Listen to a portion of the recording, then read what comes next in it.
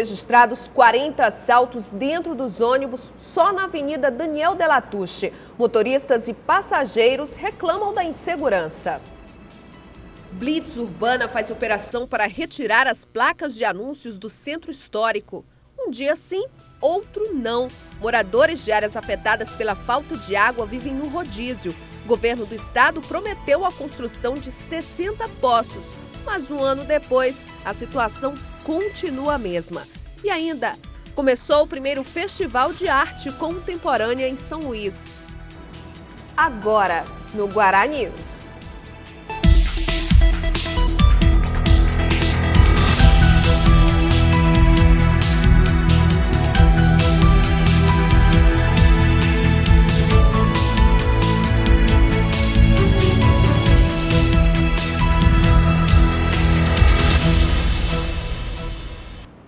Boa tarde. Motoristas de ônibus e passageiros da capital temem a ação de criminosos. Neste mês, 2 coletivos foram assaltados quase ao mesmo tempo. Os bandidos entram nos ônibus e esperam o momento para abordarem os passageiros. Na Avenida Daniel de Latouche, a situação é pior. Somente neste ano foram registrados mais de 40 assaltos a coletivos. As imagens foram feitas pelas câmeras do ônibus. 2 homens armados fizeram a abordagem no bairro do Monte Castelo. Os bandidos obrigaram o motorista a dirigir o coletivo com cerca de 20 pessoas a bordo em direção ao bairro da Liberdade. Chegando lá, o dinheiro do caixa e os pertences dos passageiros foram roubados. Obrigaram o motorista a desligar o itinerário do carro, colocaram o carro pela Camboa e passaram em frente ao trailer da Polícia Militar com o carro cheio de reféns, né?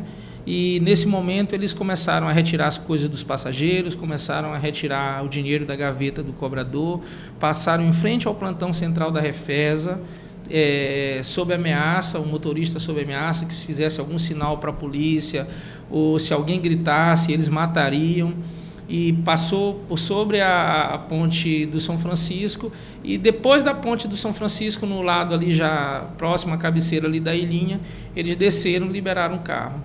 Segundo o chefe de tráfego da empresa, que faz linha em vários bairros da capital, o risco é principalmente a partir das 6 da tarde. Ele conta que os bandidos embarcam no terminal e seguem viagem até o melhor momento para cometerem o assalto. Geralmente é uma quadrilha. Eles entram nos terminais de integração, avaliam a possibilidade de haver algum policial, algum foco de resistência que possa impedir a ação deles. Não havendo isso dentro do coletivo, no corredor mesmo, eles sabem que não vai haver. E aí eles efetuam a ação, imobilizam o motorista, imobilizam o cobrador e fazem a coleta deles em todos os passageiros do veículo. Só este ano já foram 40 assaltos a coletivos aqui na Avenida Daniel de Latouche, do trecho que vai da SMTT até o shopping. Eu acredito que a construção do shopping tenha piorado essa situação. Aí os assaltos têm acrescentado mais. Com a construção do shopping ficou mais perigoso, que a pessoa sai com roupa de marca. No mês de fevereiro, na noite do dia 15, 2 ônibus de uma mesma empresa foram assaltados quase ao mesmo tempo nesse trecho. Motoristas e cobradores temem que a situação não seja resolvida. É complicado, que é constante, 4, 5 ônibus todos os dias sendo assaltados. Vocês esperam que tenha um policiamento? É isso que a gente espera, né? Que a polícia dê segurança para a gente, que a gente possa trabalhar mais tranquilo, né? A nossa produção procurou a Secretaria Municipal de Trânsito e Transportes e o 8º Batalhão da Polícia Militar para falar sobre os assaltos dentro dos coletivos na capital, mas até agora não tivemos resposta. Depois de 3 meses de investigação, a polícia prendeu uma quadrilha responsável pelo tráfico de drogas na capital. Com o grupo foram encontradas armas, dinheiro e celulares. Presa mais uma quadrilha suspeita de tráfico de drogas em São Luís. Segundo informações, a quadrilha foi detida em um sítio no Alto do Turu, nas proximidades do Parque Vitória. Com os 9 suspeitos foram encontrados 102 tabletes de maconha pesando 121 quilos, uma escopeta calibre 12, uma Towner, 2 motocicletas, 6 celulares e uma balança de precisão. Todos esses elementos presos eram seguranças da boca de fumo Quer dizer, o doutor Paulo Ertel, disse que estão todos responsáveis pela segurança e é uma quadrilha extremamente perigosa e operativa. Ver a quantidade de drogas, não dá para só essas pessoas que estão aqui, que foram presas hoje, serem somente elas que financiaram e estão à frente disso, né? Provavelmente há um cabeça e há provável que essas drogas podem ser oriundas de outro estado, inclusive do país. Nós temos atingido o tráfico onde mais dói ele, que é no bolso. A gente tirando o poder financeiro dos traficantes, nós vamos acabar desestimulando a prática desse crime aqui no Maranhão. Os suspeitos foram autuados por tráfico de drogas e formação de quadrilha. A polícia encontrou ontem à noite no município de São Mateus o bebê recém-nascido levado do Hospital Geral de Alto Alegre do Maranhão, a 205 quilômetros da capital, na última segunda-feira. Com a localização da criança, também foi confirmada a prisão de Cleudiane Conceição Rocha, de 20 anos, suspeita de ter cometido o crime. A recém-nascida foi encaminhada ao Hospital de Alto Alegre do Maranhão para que o seu estado de saúde fosse avaliado. E a Secretaria de Segurança Pública do Maranhão também divulgou nesta manhã a prisão de Maria Alves Sandes da Silva, mais conhecida como Tina, acusada de participar do sequestro do menino Pedro Paulo Lemes em junho do ano passado em Imperatriz. Maria Alves teria cuidado do menino no cativeiro. Ela foi presa em Araguaína, no estado do Tocantins, por uma equipe de policiais do Serviço de Inteligência. Segundo a secretaria, a suspeita era a última integrante da quadrilha que estava sendo procurada. A seguir, moradores de áreas afetadas pela falta de água vivem no rodízio. O governo do estado prometeu a construção de 60 poços, mas um ano depois a situação continua a mesma.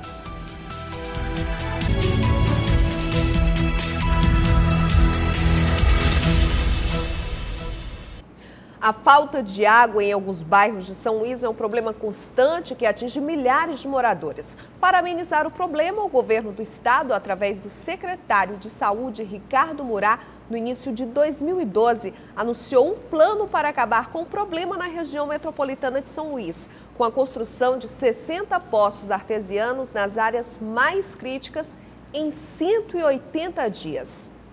Passados mais de um ano, a situação não mudou. Os moradores continuam sem água, nenhuma obra foi concluída e restou à população retirar do próprio bolso recursos para a construção de poços.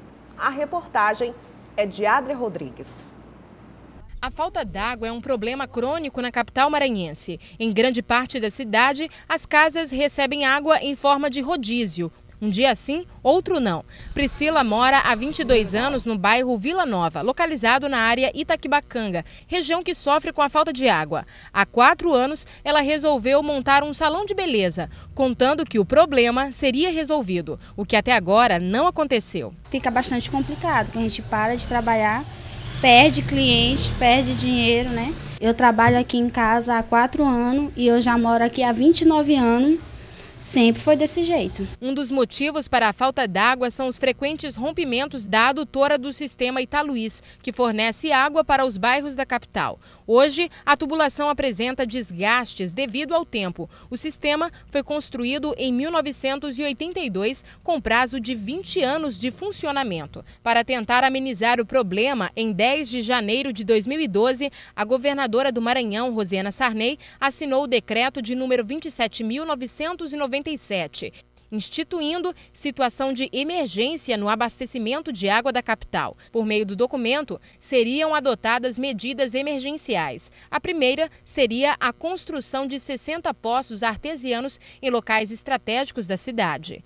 Os poços deveriam ter sido construídos em 24 bairros da capital maranhense. Só a área Itaquibacanga deveria ter sido beneficiada com 12 poços. Mas um ano após a assinatura do decreto e o anúncio da medida, os poços não foram construídos e nem mesmo os que já existem são utilizados. O anúncio foi feito pelo secretário estadual Ricardo Murá no dia 13 de janeiro de 2012, afirmando que as obras deveriam ser iniciadas imediatamente, tendo o custo de 60 milhões e o prazo para a conclusão de 180 dias. No bairro Sol Nascente, a estrutura até foi montada, mas não pelo governo, por um político em época de campanha. Foram colocadas 2 caixas, instalada uma bomba, mas água mesmo, os moradores nunca tiveram. O líder comunitário afirma que nenhum poço foi perfurado na área. O governo do estado prometeu 12 poços para a área de Itaquibacanga. As informações que a gente tem é que desses 12 poços, nenhum foi perfurado até agora. Na Vila Mauro Fecuri 1, os moradores também enfrentam uma situação nada fácil. O poço prometido nunca foi perfurado e essa caixa d'água que deveria abastecer o bairro está vazia. Tá de enfeite, só enfeite mesmo, aí não serve para nada. Desde quando eu cheguei aqui, há pouco tempo depois, eles fizeram essa caixa. Eu cheguei aqui em 98, acho que em 2002 ou 2004, eles fizeram essa caixa aí. E aí tá aí o dinheiro do povo jogado no lixo, não serve para nada. Na Vila Maranhão, zona rural de São Luís, a caixa d'água também está vazia. O poço prometido pelo governo, até hoje os moradores esperam. A Caima perfurou aqui 2 poços aqui e não está tendo condições de manter nenhum que ela tem aqui. Então a gente pede assim, um apelo do presidente da Caima que venha olhar por nós, porque imagina só a situação de uma dona de casa, ter que lavar, ter que passar, ter que cozinhar no dia a dia, é um sofrimento enorme. Então a gente já está com 5 meses com esse dilema aqui. A Caima vem, leva a bomba para lá, aí no dia seguinte traz a bomba e é a mesma situação de sempre aqui. A gente não tem água aqui nem para cozinhar, nem para beber. Alguns cavam seus próprios poços. Isso é uma calamidade. Aqui nós tivemos que fazer um poço, nós, eu falo, e outras pessoas, gastando dinheiro, tirando do nosso outros compromissos para poder não ficar sem o líquido sagrado. Segundo o líder comunitário, na Vila Tiradentes, a comunidade até doou um terreno para a perfuração de um poço. Temos aqui a comunidade da Vila Tiradentes, que é aqui perto, que na época da política da eleição foi perfurado vários poços aqui, não funciona nenhum. Agora aqui na Vila Maranhão nós temos diversos poços. Agora 2 poços que abastecem toda a Vila Maranhão são esses 2 mesmos poços que não funcionam de jeito nenhum. Dona Maria, de 68 anos, mora com o marido, seu Afonso, de 85 anos, e o filho que possui uma deficiência que limita os movimentos. A necessidade por água é constante. O jeito é Dona Maria fazer o esforço. Tem muitas vezes que a gente levanta às 5 horas da manhã para poder arranjar a água. Só quem vive o dilema é que sabe o quanto ele é doloroso. Sem água não existe vida.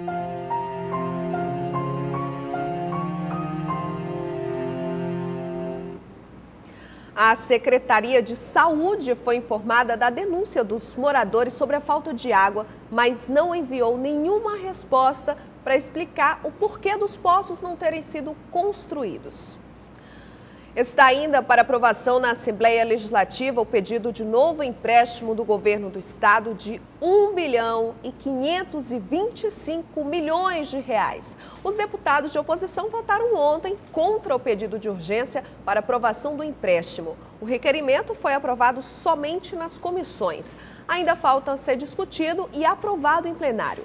A votação foi suspensa depois de um pedido de vistas do deputado Rubens Pereira Júnior, do PCdoB, com quem o repórter Ismael Gama conversou sobre o assunto. Deputado, qual o objetivo desse pedido de vistas? Olha, o objetivo é conhecer o projeto. O projeto de pedido de empréstimo de R$1,5 bilhão, R$1,5 bilhão chegou na quinta-feira, foi publicado na segunda e os deputados só tiveram conhecimento na segunda. Para nossa surpresa, na segunda mesmo, já havia um pedido de urgência para ser votado naquele dia. Com muita discussão no plenário, com a oposição obstruindo a votação, nós conseguimos adiar para terça. Hoje foi aprovado já o regime de urgência, já era para o projeto ser votado hoje, terça-feira. Então, o pedido de vista é para a gente conhecer o projeto, para poder saber exatamente onde é que está o endividamento do Estado, para que nós possamos, inclusive, responder às perguntas da sociedade. Deputado, esse empréstimo não seria importante para o Estado? Seria se esse fosse o primeiro empréstimo e se o interesse do governo fosse efetivamente quitar os empréstimos anteriores. Mas não, o governo já pegou com este R$6 bilhões. É muito dinheiro e o maranhense não sabe onde esse recurso foi parar. Para teres uma noção, se nós dividíssemos essa quantia toda para cada município receberia R$27 milhões. Se a gente fosse dividir esse dinheiro para cada maranhense receberia R$1.000. Se a gente fosse destinar 6 bilhões para o pessoal, para as famílias que recebem Bolsa Família, as famílias mais carentes do nosso estado, daria de, por 5 anos, você dobrar o recurso do Bolsa Família. Então é muito dinheiro, sem que, contudo, nós tenhamos visto qualquer benefício para o Estado do Maranhão. Se o empréstimo for aprovado, como é que fica a dívida do Estado? A dívida aumenta. Infelizmente, esse é o quadro. No Maranhão, hoje, nós pagamos mais de juros e amortização da dívida, ou seja, para os grandes banqueiros, mais do que nós investimos em segurança, agricultura ou salário de professor. Enquanto a lógica do Maranhão for essa, de pagar empréstimo, de contrair empréstimo, infelizmente, quem vai pagar o preço muito caro é a população, em especial a de renda mais baixa. A oposição vai entrar contra o ato da mesa diretora, pedindo na Justiça para suspender o andamento deste projeto de lei. Porque nós não podemos votar um projeto de lei sem ter conhecimento da taxa de juros. Ninguém pode pegar um dinheiro emprestado sem saber qual é a taxa de juros, sem saber quem é a instituição financeira que irá emprestar esse dinheiro. Estão dizendo que será o Bank of America, e aí nós não entendemos por que tem que ser um banco estrangeiro e não um banco nacional. Isso tudo está cheirando muito mal, e nós não sabemos durante quanto tempo o Maranhão vai pagar. Ora dizem que será em 10 anos, ora dizem que será em 30 anos. Então, como é que a Assembleia pode votar um projeto de lei sem ter as informações mínimas? Por isso, nós estamos recorrendo ao Judiciário para se suspender o andamento desse projeto de lei. Aumentou o número de denúncias de violações dos direitos trabalhistas. A maioria das reclamações partem dos próprios trabalhadores e sindicatos que representam a categoria. São cerca de 20 denúncias por mês. Mesmo com a maior busca pela justiça, os trabalhadores afirmam que nem todos os casos são atendidos. Do dia 1º de janeiro ao dia 26 de fevereiro, foram registradas 126 representações num período de menos de 2 meses, o que dá uma média de mais de 2 denúncias por dia. Nós não tivemos, em relação ao ano passado, um acréscimo, né? E esse número, ele, em termos absolutos, é considerável, mas em termos relativos, a gente sabe que ele está bem aquém do que acontece na realidade. A maioria das violações trabalhistas envolve atraso no pagamento de salário, falta de registro profissional e o não fornecimento de equipamentos de proteção individual. Os setores econômicos que mais têm denúncias são as de construção civil e a de transporte. Mais a construção civil, porque tem havido uma expansão muito grande dessa atividade, principalmente em São Luís, no estado como um todo, e é uma atividade realmente que tem muitos riscos do trabalho. As atividades relativas às grandes empresas que estão em São Luís, as mineradoras, né? As denúncias podem ser feitas pessoalmente no órgão, por telefone, e-mail ou representação no Ministério Público do Trabalho. A identidade do denunciante é mantida em sigilo. Ela pode fazer por telefone, né, pelo telefone 2107-9300, por e-mail também, e também pessoalmente aqui na Procuradoria do Trabalho, né, no Renascença 2, na rua Inácio Mourão Rangel, próximo à Universidade Selma. Segundo o presidente do Sindicato dos Rodoviários, só este ano 11 denúncias foram feitas e no ano passado foram cerca de 20 por mês. Dessas denúncias, na maioria delas, nós não somos atendidos, não é efetivamente fiscalizado. Mas a categoria diz que poucas denúncias foram atendidas. Cerca de 80% das denúncias que são feitas pelo sindicato, elas não têm um retorno, não têm uma fiscalização efetiva. No próximo bloco, técnica da pintura corporal é destaque no primeiro Festival de Arte Contemporânea de São Luís.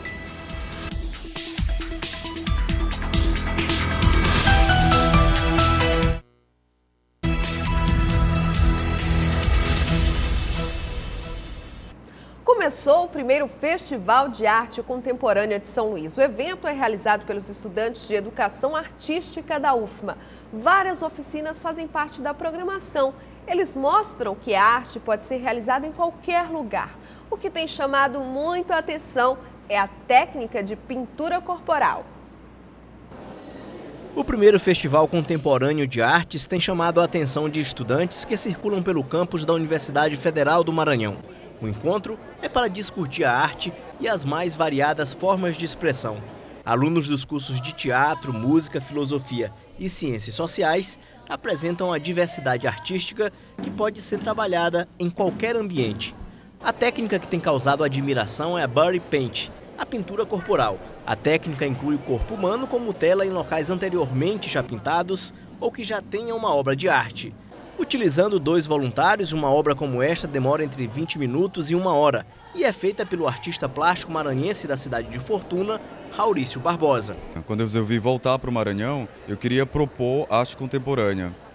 E daí para mim é interessante porque eu posso dialogar com o meu estado natal de maneira artística e de uma forma que eu também me sinta à vontade e disposto a criar novas propostas, né? Depois de pintados, os personagens vivos da obra ficam na mesma posição até 1h30, mas não tem do que reclamar. Dá uma dormência, mas cansativo não. Vale a pena, com certeza. É uma vivência nova e que tensiona os limites, a relação entre o performer e a arte. Então aqui essa posição é extremamente desconfortável, é dolorosa, mas é parte do processo. A estudante do 2º período de teatro da Universidade Federal do Maranhão participou como modelo em uma obra de arte no Centro Histórico de São Luís e ficou feliz com o resultado obtido com a técnica de pintura corporal. Eu fui pintada no domingo, a experiência foi muito interessante. Normalmente o ator é a estrela, né? E nesse caso, trabalhando com artes visuais, a gente acaba sendo a obra e não o artista, né? Quem acompanhou o desenvolvimento da obra de arte aprovou o resultado. E o Festival de Arte Contemporânea vem trazendo isso, a inovação na arte, principalmente na arte maranhense, né? Onde o artista ele traz uma tridimensionalidade na pintura, nessa técnica. O público maranhense aceita muito bem, né? Eu fico bem satisfeito, o efeito que ele tem sobre o público em geral, mas o melhor que eu gosto é ver que as pessoas elas passam a observar a arquitetura, então nos seus mínimos detalhes, que é a proposta do projeto.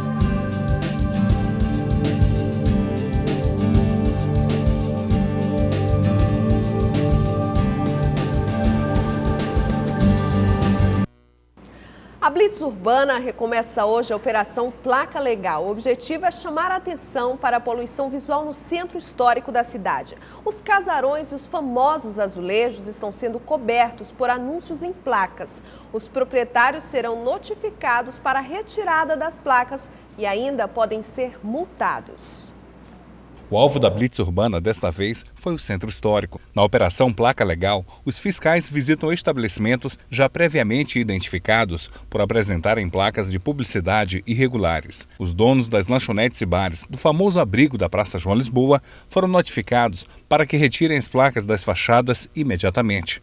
Elas descaracterizam e danificam o patrimônio arquitetônico. A gente vai estar notificando as empresas, os lojistas, para que no prazo de 3 dias eles se encaminhem à Blitz Urbana, mas independente disso eles têm que fazer a retirada imediata do engenho publicitário. Quando eles chegarem na Blitz Urbana, a gente vai estar pedindo que eles se encaminhem ou para o DPHP ou para o INFAM, dependendo da localidade do imóvel. Até a primeira quinzena de março, 12 equipes de fiscais da Blitz Urbana vão visitar diversos estabelecimentos comerciais em São Luís por dia.